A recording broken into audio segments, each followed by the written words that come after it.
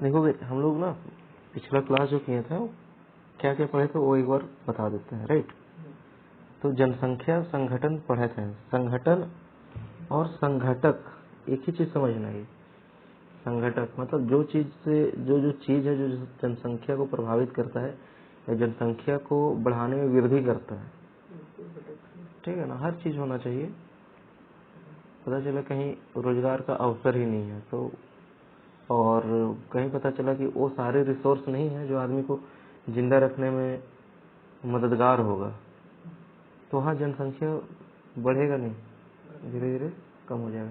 लेकिन इंसान के पास ना दिमाग है, वो करता क्या है, जमीन है, पानी है, खेती बाड़ी करके वो जीवित रहेगा और अपना जो है वंश को आगे लेके जाएगा, है कि नहीं है।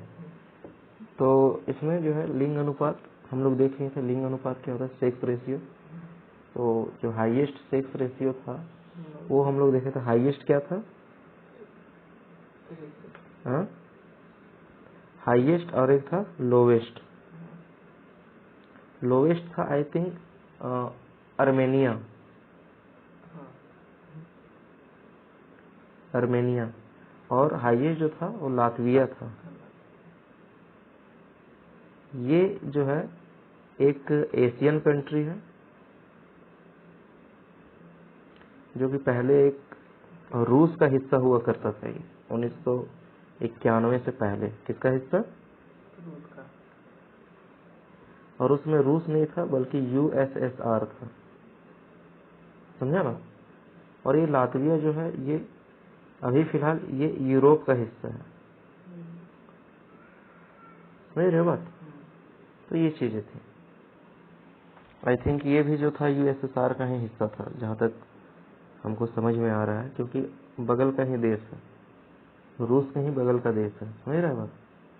तो इसमें कंफ्यूजन नहीं होना है। तो आगे जो हम लोग इसमें देखे थे, क्या देखे थे, आयु संरचना, है ना। आयु संरचना क्या है, आयु संरचना जैसे कि अगर बात करें किसको कहते हैं आयु संरचना, क्या होता है।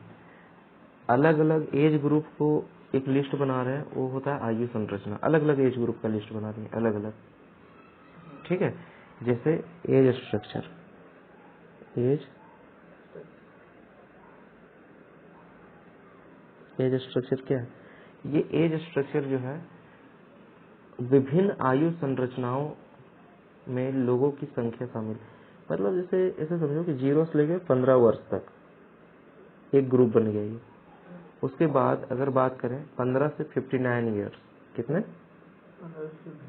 59 ईयर्स, ये लोग हैं। और इसमें जरूरी नहीं कि मेल होगा फीमेल होगा, सब मिक्स है इसमें। और एक है मोर देन 60 ईयर, 60 से अधिक, ठीक है, ईयर, मोर देन 60 ईयर, समझ रहे बात।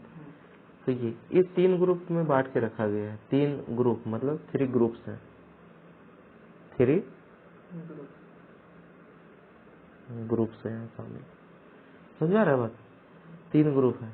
यह हमें देश भर में मौजूद विभिन्न आयु समूहों के लोगों की जो संख्या है उसको प्राप्त करने में मदद मिलता है।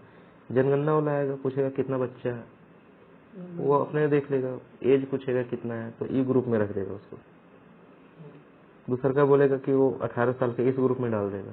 फिर देखेगा 60 से ज्यादा कितने लोग हैं, इस ग्रुप में डाल देगा। अब 60 से ज्यादा ग्रुप मतलब वो 66 भी तो हो सकता है, तो उस हिसाब से उसको जो है बूढ़ा लोग को छांटने में इजी हो जाता है कि कितने लोग जो है बुजुर्ग लोग बचे हुए हैं, समझ रहे हो। उसको ये पता करना इजी हो जाता है कि 15 साल का बच्चा कौन कौन है, क्योंकि 10वां तक का पढ़ाई जो है गवर्नमेंट अफोर्ड करता है, तो कैलकुलेट कर लेता है कि हाँ इतना उम्र का बच्चा है तो इसको कैलकुलेट करना है।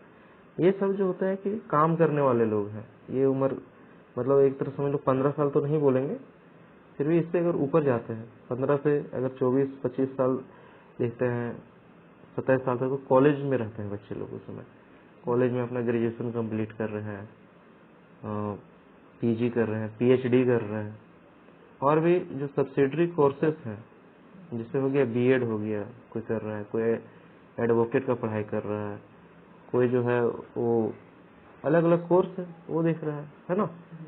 तो सब लोग हैं, बाकी लोग वर्किंग पीरियड में चले जाते हैं इस एज में, है ना। तो गवर्नमेंट को पता करना इजी हो जाता है कि कहाँ से रेवेन्यू आ रहा है। तो रेवेन्यू कहाँ से आएगा? पैसा जो गवर्नमेंट को मिलेगा वो यहीं से ना मिलेगा, यहीं से मिलेगा पैसा गवर्नमेंट को, है कि नहीं है? अब चलो हम लोग बारी बारी से देखते हैं।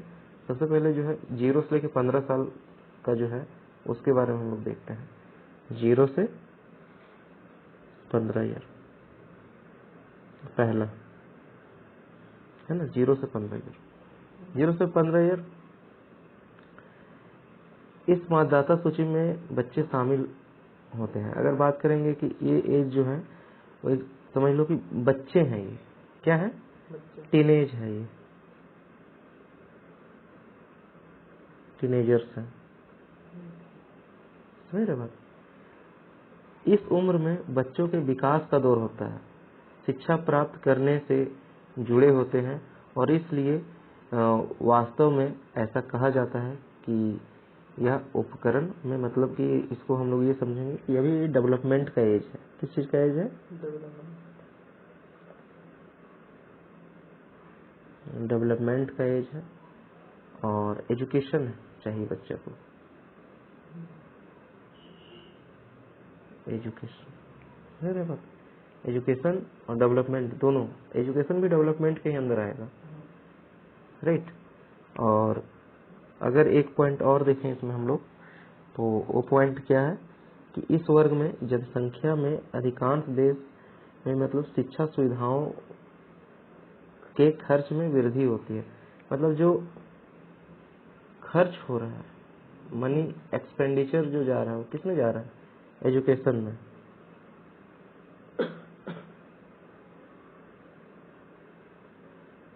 एक्सपेंडिचर जो कहाँ जा रहा है? एजुकेशन में जा रहा है।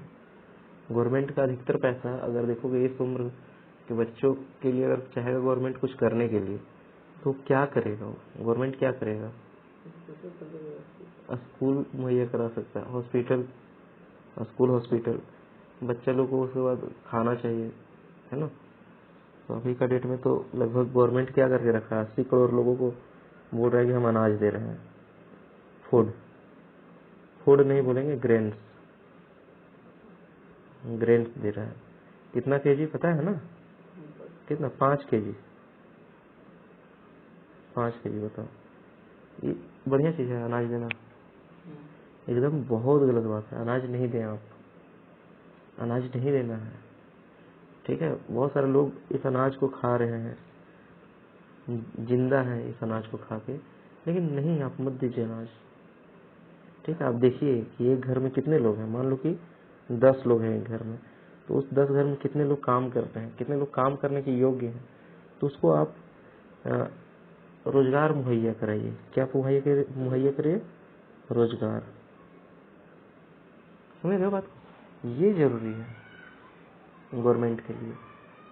अगर ये दे देगा तो ये देने की जरूरत पड़ेगा नहीं। अगर जितने भी फार्मर्स हैं, फार्मर्स को बोल दे कि तुमको हम इतना पैसा देंगे खेती करने के लिए, वो पैसा डूब भी जाता है तो टेंशन नहीं लेना, ठीक है, हम रिकवर नहीं करेंगे। किसान लोग बहुत ईमानदार होता है बाबू, बहुत, ठीक है। वो गवर्नमेंट का पैसा नहीं खाएगा, अगर उसको अनाज उगाने के लिए पैसा मिला तो अनाज उगाने में ही खर्च करेगा, ठीक है। तो किसान जो है वहां पे लगाएगा उसको पैसा को, तो काम गवर्नमेंट का करना चाहिए। खैर किसान लोग के लिए बहुत सारा स्कीम जो है गवर्नमेंट चला के रखा है, लेकिन ग्राउंड लेवल पर देखें तो जिसके पास मान लो कि 10 कट्ठा जमीन है, वो भी किसान है, खेती कर रहा है, तो उसको भी देना चाहिए। किसी पास 1 कट्ठा जमीन है, अगर वो उगाना चाह रहा है उसमें कुछ, उसको भी आप हेल्प कीजिए, है ना। तो आप सिर्फ बड़े बड़े किसान को ही फायदा देंगे, तो बड़ा बड़ा किसान को इसलिए फायदा दिया जाता है क्योंकि गवर्नमेंट को बड़ा किसान से फायदा होता है, छोटा किसान से नहीं होता है, इसलिए छोटा किसान को हेल्प नहीं करता है।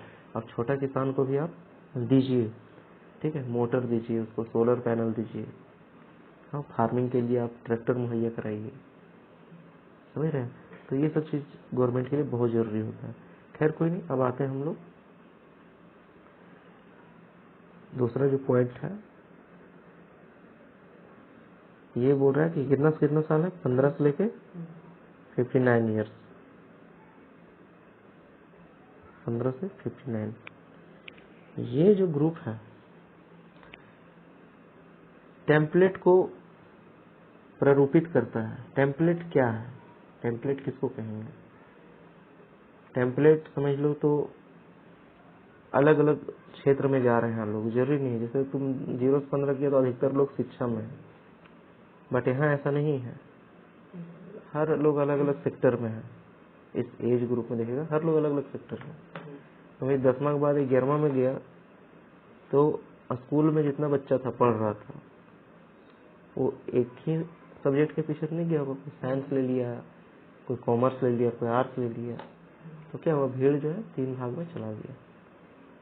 ठीक है, उसके बाद 12 के बाद फिर सोचेगा चलो मिलेंगे, वहां भी नहीं मिलेगा कोई, ठीक है ना, क्योंकि 12 के बाद बहुत सारा बच्चा आर्ट्स ले लेता है। आर्ट्स वाला क्या करेगा बेचारा, वो आर्ट्स से लेगा। फिर बहुत सारा बच्चा ITI कर लेता है, बहुत सारे मतलब जितने भी कोर्सेज हैं अगल बगल से, BEd DLEd तरह तरह का, तो बहुत कम चांस होते हैं कि मिलेंगे। मतलब अलग अलग सेक्टर में जाना चालू हो जाता है बच्चे लोग भी इस टाइम से। ठीक है, तो टेम्पलेट वर्ग को निरूपित करता है या प्रारूपित करता है। इस वर्ग के अंदर अगर देखोगे तो अधिकतर लोग क्या हैं, इस वर्ग के अंदर जो मौजूद लगभग सभी व्यक्तिगत कर्मचारी होते हैं। व्यक्तिगत मतलब इंडिविजुअल वर्कर्स। क्या है ये, वर्कर्स, समझ रहे हैं ना, सभी वर्कर्स हैं, राइट। और ये क्या कर रहे हैं, हेल्प कर रहे हैं। किसका हेल्प कर रहे हैं, नेशन का। नेशन मतलब राष्ट्र का, देश का। क्या हेल्प कर रहे हैं, डेवलपमेंट के लिए।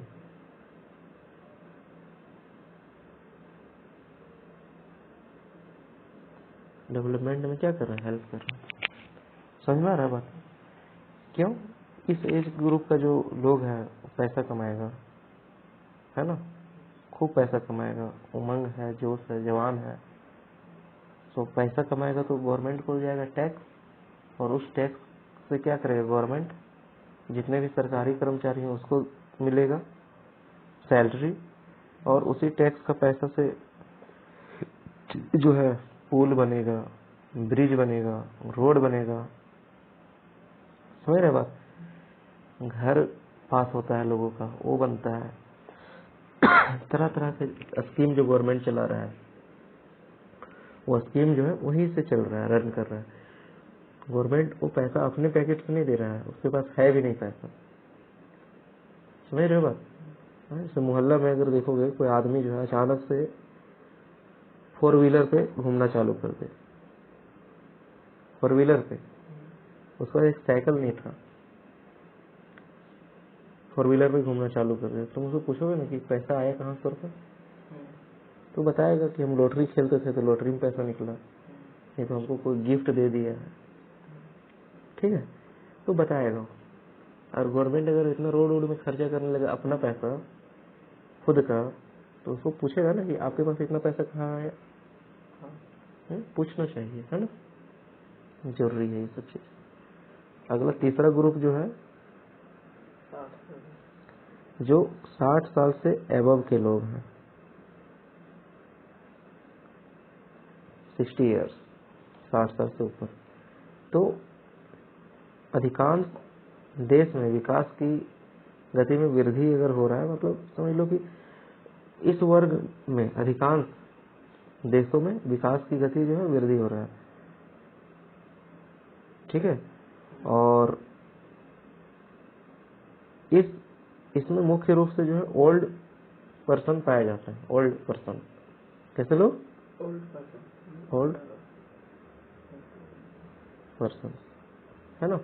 और ये जो 60 साल का आदमी है पूरा जीवन काम किया है, तो डेवलपमेंट करके बूढ़ा हुआ है, कुछ ना कुछ किया होगा 60 साल में, जमीन लिया होगा, घर बनाया होगा, अपना बेटा बेटी का अच्छा से पढ़ाई करवाया होगा, इसका बेटा बेटी काम करने लगा अब, है ना, ठीक है। अगला जो इसमें आता है ओल्ड पर्सन किसमें होंगे 60 ईयर्स से एबव। और देश में ऐसी जनसंख्या की स्थिति अधिक होने की स्थिति से स्वास्थ्य संबंधी सेवाओं, पेंशन आदि खर्चे बढ़ जाते हैं। पेंशन पेंशन पेंशन का खर्च बढ़ जाता है। किसका? गवर्नमेंट का। अभी 60 सालों आदमी बूढ़ा होगा तो हॉस्पिटल जाएगा तो कौन हॉस्पिटल जाएगा? सरकारी हॉस्पिटल। सरकारी हॉस्पिटल में क्या है, इसको वहाँ सब फ्री में इलाज होगा। इसको दवाई ववाई नहीं रहता है अवेलेबल तो बोलता है ठीक है तुम बाहर से ले लेना दवा, ठीक है। लेकिन फिर भी खर्च किसको हो रहा है? गवर्नमेंट को। क्योंकि वहाँ डॉक्टर बैठा के रखे हुए, डॉक्टर को सैलरी मिल रहा है। वो सैलरी कौन दे रहा है? उसको सरकार दे रहा है। फिर तरह तरह का स्कीम चला हुआ है, वृद्धा पेंशन 2000 रुपया उसके अकाउंट में हर महीना आना है। हर राज्य के अकॉर्डिंग अलग अलग है, जितने भी राज्य हैं तो उस हिसाब से वृद्धा पेंशन मिलता है। समझ रहे बात? ठीक। और यही था इसमें तुम्हारा कि गवर्नमेंट का कहाँ कहाँ जो है मेन मुख्य रूप से खर्च हो रहा है। कुछ कुछ सेंटेंस जो है थोड़ा इसमें मिस्टेक है, समझे ना? तो अगर देखेंगे इसमें कि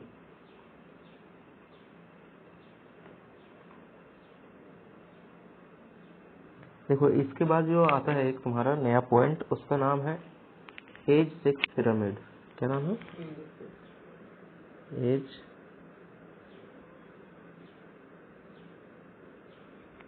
पिरामिड। ये पिरामिड क्या है अभी हम लोग देखेंगे इसको थोड़ा देर में। मेरा सेलफोन है, क्या होगा देखना होगा। हाँ अच्छा ठीक है। तो इस पिरामिड में क्या होता है एक्चुअली में? पिरामिड अभी दिखाएंगे कि होता कैसा है ये पिरामिड। तो इसको एक बार देख लो यहाँ पे। तो ये जो पिरामिड है ना तुम्हारा, इसमें पुरुष और महिलाओं का जो संख्या रहा है वो क्या रहा है, एक वैसे कंट्री में जो अभी विकासशील देश के अंतर्गत आते हैं। समझ रहे हो बात? तो उसमें से नाइजीरिया का लिया है। नाइजीरिया जो है एक अफ्रीकन कंट्री है। कैसा कंट्री है? अफ्रीकन कंट्री है और थोड़ा सा बैकवर्ड कंट्री है, राइट। इसमें हर एज का दिया हुआ है, हर एज का। और ये संख्या है, जैसे यहाँ पे 0 है बीच में, क्योंकि इधर साइड में अगर देखें, इसको रेड कर लेते हैं। इधर साइड में अगर देखें तो इधर क्या है? महिला है। इधर क्या है? महिला। और इधर साइड देखें तो इधर क्या है? पुरुष। और सबका संख्या क्या है? जैसे 0 से 4 साल कितना संख्या है? यहाँ आयु है 0 से 4 साल। तो यहाँ पे ये दे रहा है 12 लिख रहा है, 10 से 12 होगा या 8 से 10 होगा या 6 से 8 होगा। समझ रहे बात? 2 यूनिट का अंतर लिया है। समझ रहा बात? और ये लाखों में है। 2 मतलब लाखों में है ये। जैसे हम लिखते 1 सेंटीमीटर बराबर 1 मीटर, इस तरह लिखते। ग्राफ जब बनाते थे याद है? ये जब ग्राफ बनाते थे हम लोग इस तरह से, तो ये यूनिट देते थे, यहाँ से यूनिट। तो उसी तरह से ये यूनिट जो है ना, बेसिकली अगर देखा जाए तो ये 1 यूनिट जो है लाखों में है। समझ में आ रहा है बात? ठीक है। और ये एक रियल यूनिट है, फेक यूनिट नहीं है। फेक मतलब फॉल्स नहीं है। ये अमेरिका के द्वारा दिखाया जा रहा है। ये 2009 और 10 का डाटा है। ये कुल जनसंख्या प्रतिशत।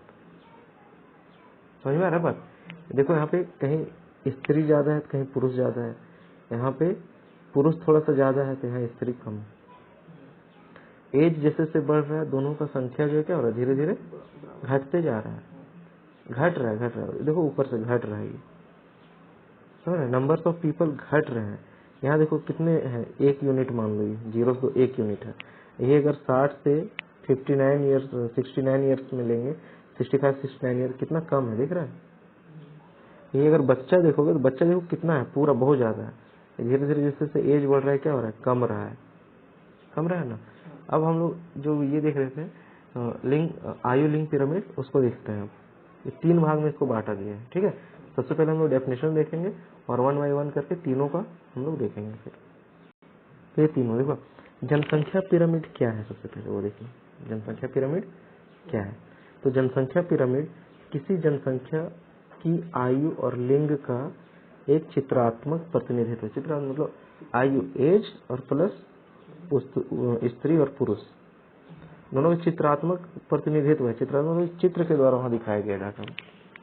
ठीक है, जो इस तरह से बढ़ रहा था, ऊपर जा रहा है, इधर से भी ऊपर जा रहा है, इधर दे रखा है। ठीक है, तो ये चित्रात्मक है, मतलब कम उम्र के बच्चे जो है बहुत ज्यादा है, फिर उससे एज ऊपर बढ़ा तो कम हो गया यहाँ पे, फिर उससे भी ऊपर बढ़ रहा है तो क्या हो रहा है, कम हो रहा है धीरे धीरे, और धीरे धीरे आफ्टर ऑल क्या हो गया, पूरा कम हो गया, 0। इसी तरह से होता है कि अभी तुम देखोगे अपने एरिया में देखोगे तो सबसे ज्यादा लोग कौन से एज के मिलेंगे, बच्चे हैं जो 15 साल तक के हैं, वो बहुत ज्यादा मिलेगा, बहुत ज्यादा। और जैसे ही 15 साल से ऊपर जाएगा, 30 साल तक थोड़ा सा तुमको, 25 साल तक क्या मिलेगा, चलो सब ठीक है। और जिससे से ऊपर जाएगा क्या होगा, धीरे धीरे धीरे धीरे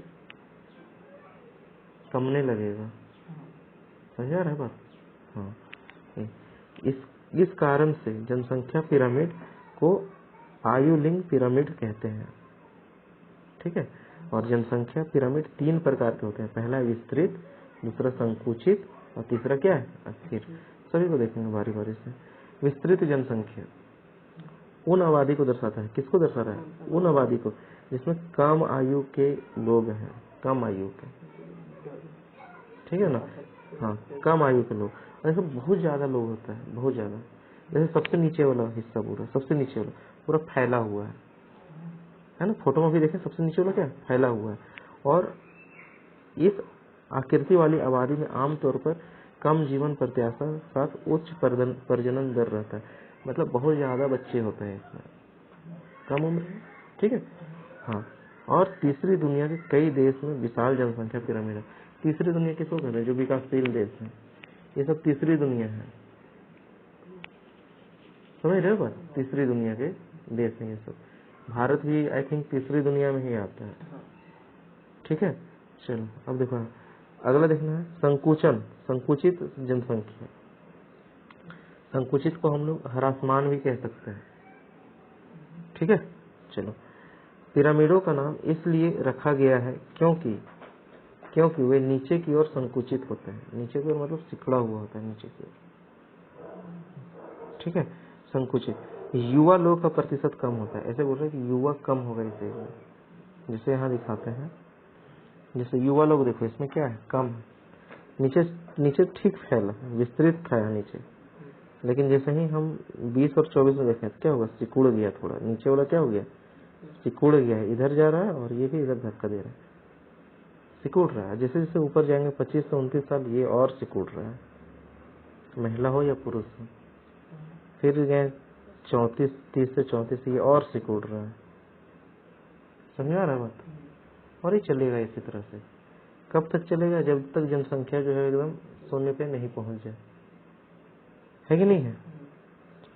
संकुचित जनसंख्या पिरामिड जन्म दर में गिरावट को दर्शाता है, मतलब उसमें बच्चे जो है कम होंगे, जन्म दर को गिरावट दर्शा रहा है। मतलब जन्म दर सबसे ज्यादा कहाँ था, वो पहला वाला ऑप्शन में। पहला ऑप्शन क्या था, विस्तृत जनसंख्या पिरामिड।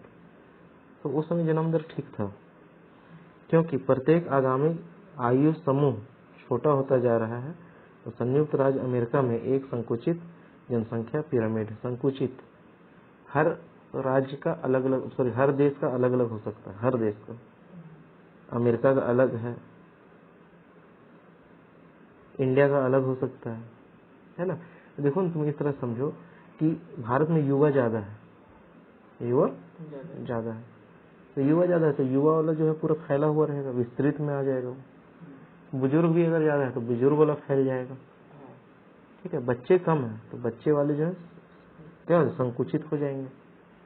इस कारण संकुचित मतलब कंप्रेस्ड। ठीक है, उसके बाद अस्थिर जनसंख्या पिरामिड।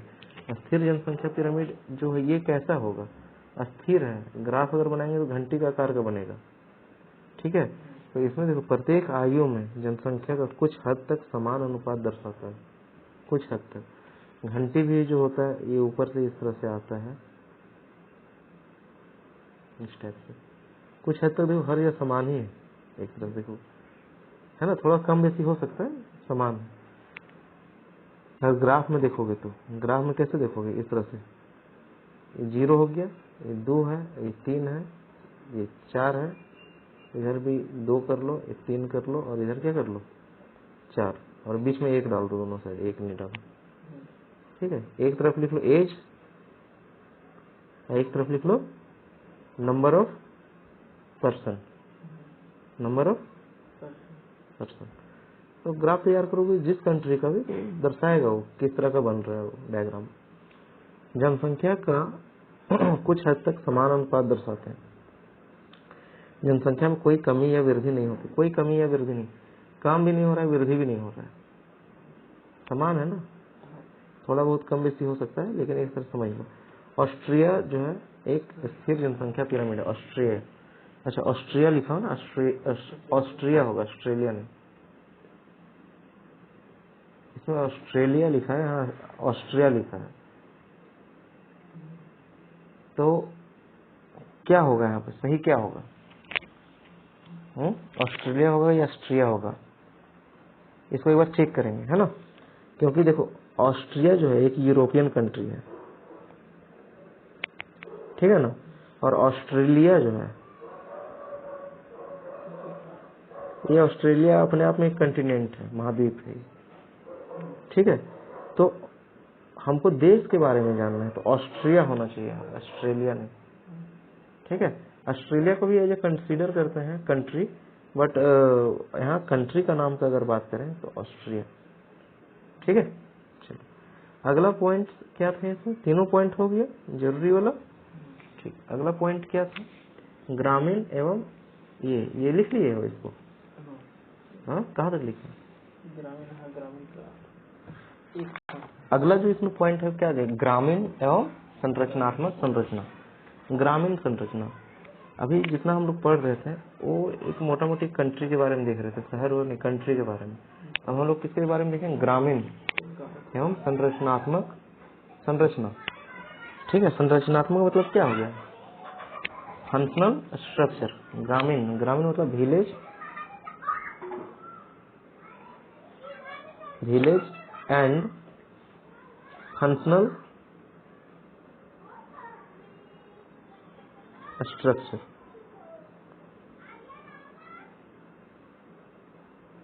समझ रहे हो ये चीज? तो इसमें क्या है, ये सबसे पहले इसको समझो है क्या। ये जो है तुम्हारा ग्रामीण संगठन एक देश के भीतर और गांव में रहने वाली जनसंख्या को बताता है।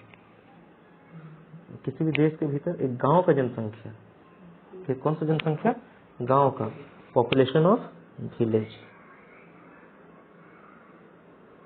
पॉपुलेशन ऑफ विलेज को बता रहा है। समझ रहा है, पॉपुलेशन ऑफ किसका, विलेज में। और अगला क्या है इसमें, इसका आकलन, आकलन रहने के स्थान पर निम्न पर किया जाता है। मतलब इसका अगर ऐसे समझेंगे कि ये थोड़ा सा मिस्टेक किया है इस लाइन को, ठीक है, मिस्टेक किया है। अगला देखेंगे इसमें नेक्स्ट पॉइंट,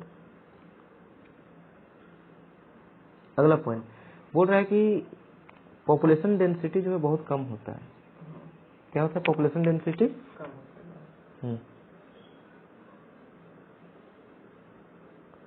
पॉपुलेशन डेंसिटी जो है वो क्या होता है, कम। पॉपुलेशन डेंसिटी क्या होता है, उसको उठाओ तो। पॉपुलेशन डेंसिटी क्या होता है, कम होता है। पॉपुलेशन डेंसिटी होता क्या है, पॉपुलेशन मतलब मान लो कि एक जगह है और इसमें कितने लोग रह रहे हैं। अगर एक यूनिट एरिया है और उसमें बहुत ज्यादा लोग रह रहे हैं, बहुत ज्यादा लोग, तो उसको हम लोग बोलते हैं पॉपुलेशन डेंसिटी बहुत ज्यादा है। अगर कम लोग रह रहे हैं, ज्यादा एरिया और कम लोग रह रहे हैं, तो उसको हम लोग बोलते हैं पॉपुलेशन डेंसिटी क्या है, कम है। पॉपुलेशन डेंसिटी क्या होता है, लो होता है। और यहाँ पे मैक्सिमम लोग जो है, मैक्सिमम लोग क्या करते हैं, फार्मिंग करते हैं। क्या करते हैं, फार्मिंग। मैक्सिमम लोग फार्मिंग करते हैं। समझ में आ रहा है बात? गांव के लोग हैं फार्मिंग में ही लगे हुए, फार्मिंग उन लोगों का मतलब समझ लो एक ऑक्यूपेशन है फार्मिंग, राइट। और अगर मान लो कि शहर का बात करते हैं, इन सिटी शहर का बात करते हैं, तो शहर में क्या होता है, पॉपुलेशन डेंसिटी हाई होता है। पॉपुलेशन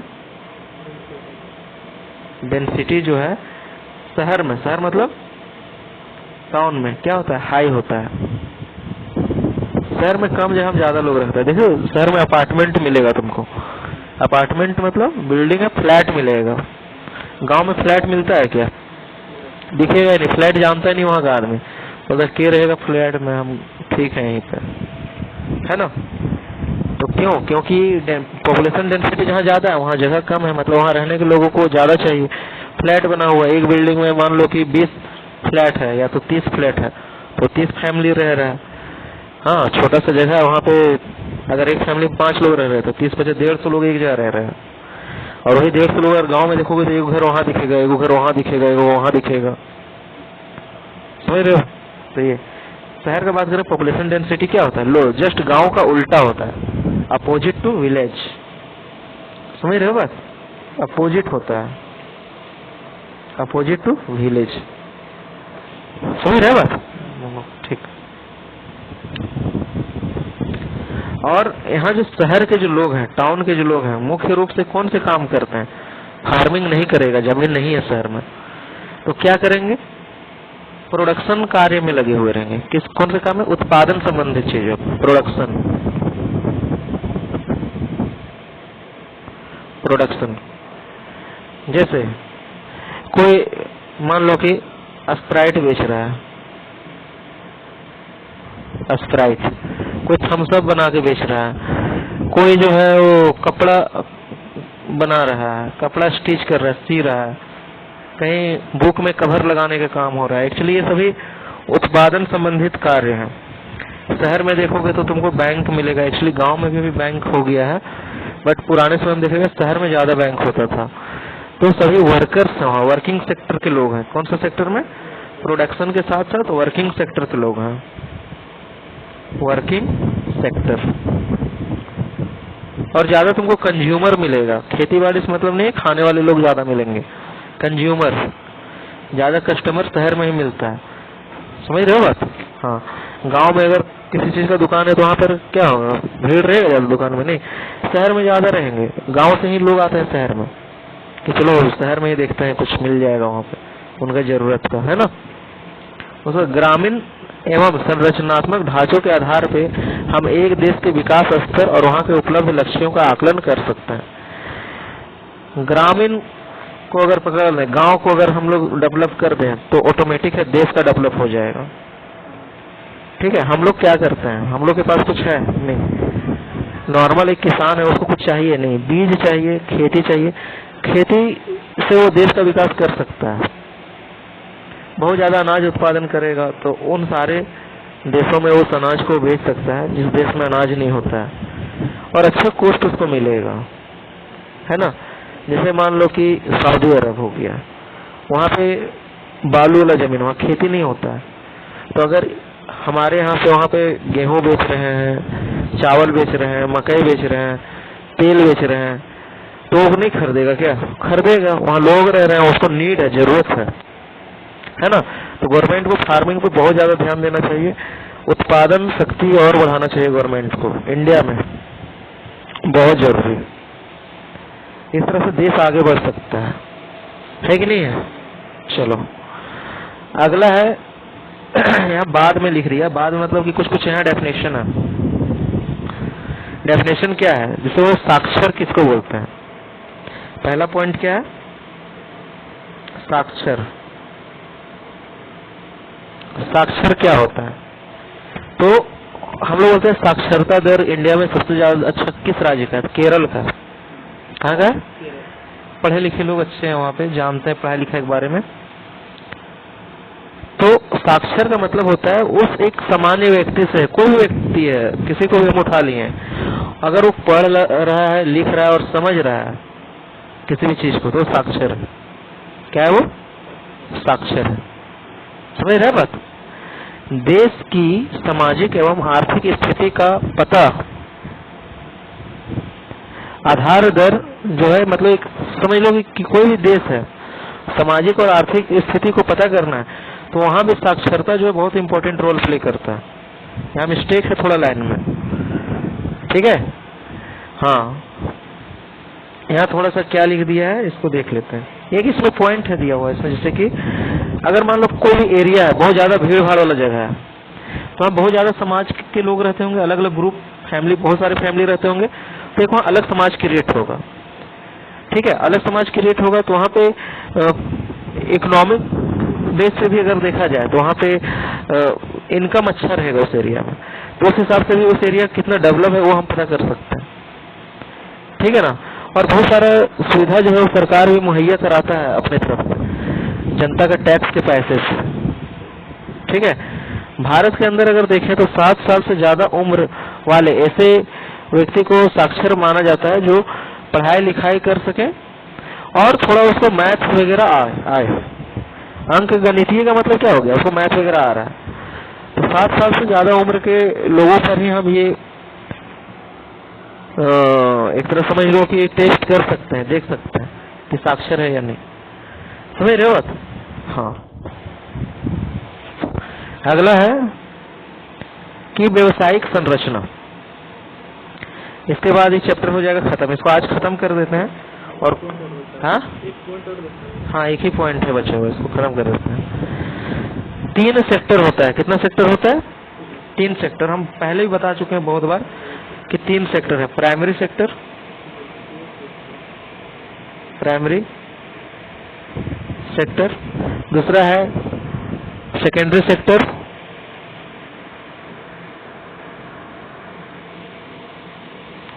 तीसरा है टर्सरी सेक्टर। टर्सरी, प्राइमरी को बोलते हैं प्राथमिक क्षेत्र। प्राथमिक क्षेत्र में क्या आ जाएगा? बहुत सारी चीजें आएंगे, जैसे होता है फार्मिंग,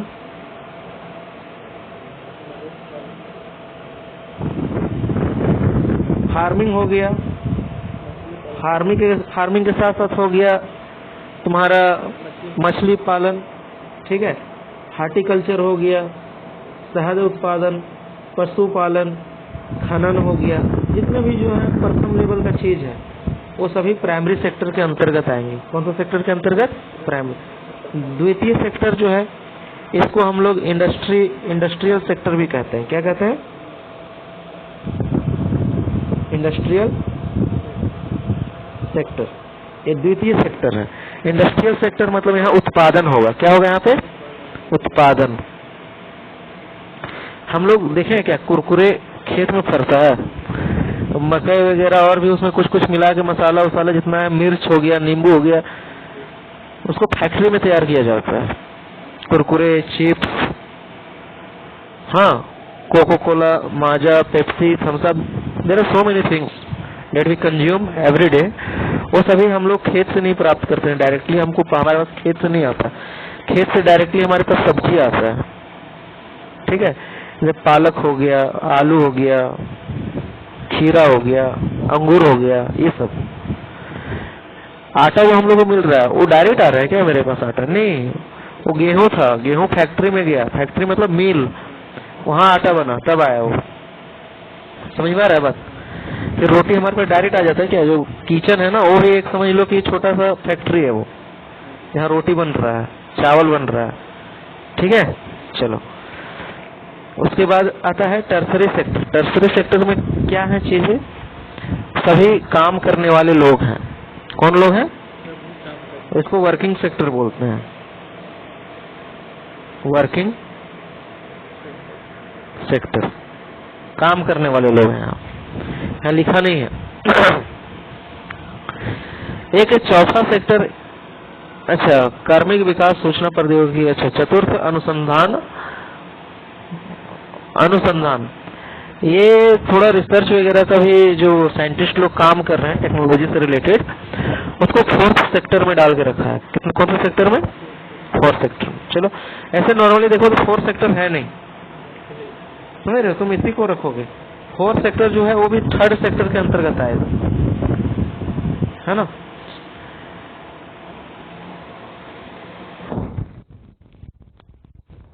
ठीक। विदेश में नामांकन अधिकांश भाग जिस क्षेत्र में होता है, अधिकांश भाग जिस क्षेत्र में होता है, हम क्षेत्र के आर्थिक स्थिति का आकलन, ये इसको नहीं, फालतू का पॉइंट लिखा हुआ है इधर। तो नामांकन क्षेत्र में विकास के प्राथमिकता स्तर को शामिल किया जाता है। द्वितीय क्षेत्र जो है, द्वितीय क्षेत्र जनसंख्या घनत्व वृद्धि, हाँ ये ठीक है, ये पॉइंट ठीक है। जैसे द्वितीय क्षेत्र है, सेकेंडरी सेक्टर, ये क्या है, फैक्ट्री से रिलेटेड चीज है, इंडस्ट्री। तो ये नॉर्मली देखोगे गांव में तो होता है, शहर में भी होता है। शहर मतलब मार्केट वाले रीजन में। कौन सा रीजन में? अब ये मार्केट वाले रीजन है, तो मार्केट में क्या होता है, पॉपुलेशन ज्यादा होता है ना, डेंसिटी क्या होता है, ज्यादा, high density, high population density, population density, high population. तो शहर में ज्यादा लोग मिलेंगे तुमको, यहाँ शहर में तुमको सारा कुछ मिल जाएगा एक तरह से देखो तो, है ना। उसके बाद तृतीय क्षेत्र में, नामांकित क्षेत्र में, अगर तृतीय क्षेत्र के बारे में बात करें तो सेवा क्षेत्र है, जिसको वर्किंग सेक्टर कहते हैं। कौन सा क्षेत्र है ये तृतीय वाला? सेवा क्षेत्र। तृतीय सेक्टर कौन सा है? सेवा क्षेत्र, ठीक है, यहाँ लिखा हुआ है सेवा क्षेत्र, सेवाओं के स्तर को अलग करता है, ठीक है। चौथा सेक्टर जो है वो अगर देखें तो ये क्या है, ये जो है विकास और विचारधाराओं की वृद्धि को कम करना। इसको रहने दोगे, तृतीय तक ही देखना है तुम्हें, ठीक है, तृतीय तक। और ये जो था चैप्टर खत्म हो गया, हम लोग को क्वेश्चन भी करना है। क्वेश्चन अभी तक हम लोग एक भी चैप्टर का नहीं किए हैं, तो क्वेश्चन भी करना बहुत जरूरी है। और थोड़ा सा कुछ न्यूज हम लोग देखेंगे, समझ रहे हो ना, न्यूज। फिर कल वाला न्यूज कुछ कुछ छूट गया, पकड़ो पेज को। न्यूज जो है ये नाटो से रिलेटेड है, नाटो। अच्छा, नाटो क्यों बनाया गया था पता है? नाटो क्यों बना था? नाटो का फुल फॉर्म क्या होता है? नाटो का फुल फॉर्म होता है नॉर्थ अटलांटिक ट्रीटी ऑर्गेनाइजेशन। क्या है? नॉर्थ अटलांटिक ट्रीटी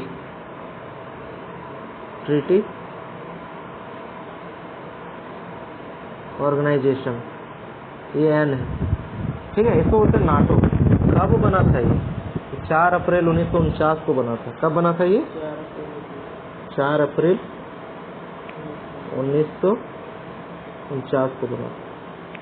तो यार न्यूज पेपर कितना इम्पोर्टेंट है समझ में आ रहा है बात कि नहीं? बहुत जरूरी है वो न्यूज पेपर, और बहुत इम्पोर्टेंट हो जाता है। नाटो क्यों बनाया गया था? यूएसएसआर को सामना करने के लिए बनाया गया। यूएसएसआर का पीछे कर रहे, सिर्फ नाटो ही नहीं बना था, और भी बना था। एक था सीटो, SEATO, सीटो, और एक और कौन था? सेंटो, CENTO, है कि नहीं? ये सब बना, अमेरिका बनाया। कौन बनाया इसको? अमेरिका। सिर्फ और सिर्फ किस लिए? तो अमेरिका को टेक ओवर करने के लिए। जैसे अगर यहाँ पे देखें, यहाँ पे फर्स्ट क्वेश्चन जो है, फर्स्ट क्वेश्चन, उसमें ये दिखा, what is the motto of the alliance, from where was the motto taken from. ये मोटो जो है कहाँ से लिया गया? ये सोवियत सोशलिस्ट रिपब्लिक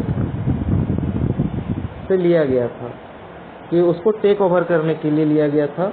और बात करें तो ये क्या है? Rakesh Sharma blast of into the space from air.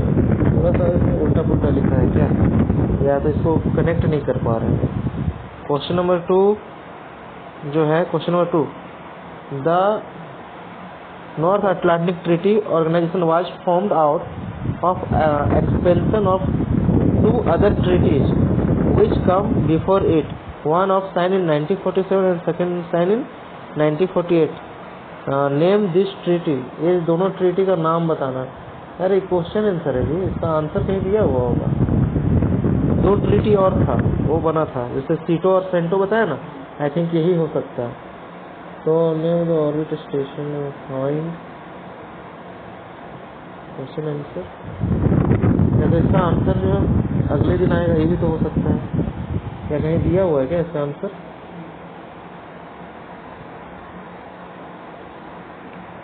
कुल मिला के 6 को क्वेश्चन है, अच्छा, ये पहला वाला आंसर कब आता है? पीछे वाला पेपर में देखना होगा, लास्ट दिन वाला जो पेपर था ना उसमें देखना होगा इसका आंसर। इसका लास्ट दिन वाला पेपर ये है क्या? कितनी तारीख? जरूर इसको कल देखेंगे, इसको पेपर को सर्च कर लेंगे कहाँ पे है, कहाँ रखे हैं, और इसको और दूसरा न्यूज़ देखते हैं। पढ़ रहे थे उस दिन ये वाला न्यूज़, इसमें बेंगलोर है, बेंगलोर में पानी का बहुत ज़्यादा कमी हो गया। तो बेंगलोर में जो पानी की कमी हो गया तो कोई कोई घर ऐसा है वहाँ हज़ारों लीटर पानी जाता है, हज़ारों लीटर। देखो यहाँ पर लिखा रहा है यहाँ पे कि हज़ारों लीटर पानी जा रहा है वहाँ। तो क्या किया गवर्नमेंट बोला कि जिसमें 1000 लीटर जाता है वहाँ से कुछ परसेंट जो पानी का कटौती कर देंगे और उसको लोकल लोग में उसको क्या करेंगे, डिस्ट्रीब्यूट करेंगे। समझा? अभी फिलहाल जो है पूरा शहर का जितना ज़रूरत है पानी का उसका 36% पानी जो है कावेरी नदी से आ रहा है, और कावेरी नदी जो पड़ता है 30-40 किलोमीटर वहाँ से दूर पड़ रहा है। समझा? तो वहाँ से बार बार भर के वो जो टैंकर में है वो ला के उसको दिया जा रहा है प्यूरिफाई करके। ठीक है, ये था एक न्यूज़। और एक न्यूज़ कौन सा था? ये था विशाखापट्टनम। विशाखापट्टनम जो है आंध्र प्रदेश में पड़ता है, और यहाँ पे क्या हुआ है कि 6 गो मछुआरा गया था मछली मारने के लिए, गया मछली मारने, लहर आया तेज, नाव उलट गया। ठीक है, इंजन वाला नाव था, उलट गया और 20 किलोमीटर दूर चल गया था अंदर, कहीं दिख नहीं रहा है जमीन। ठीक है, उलट गया नाव पानी में। अब सोचा कि मरेंगे बचेंगे पता नहीं।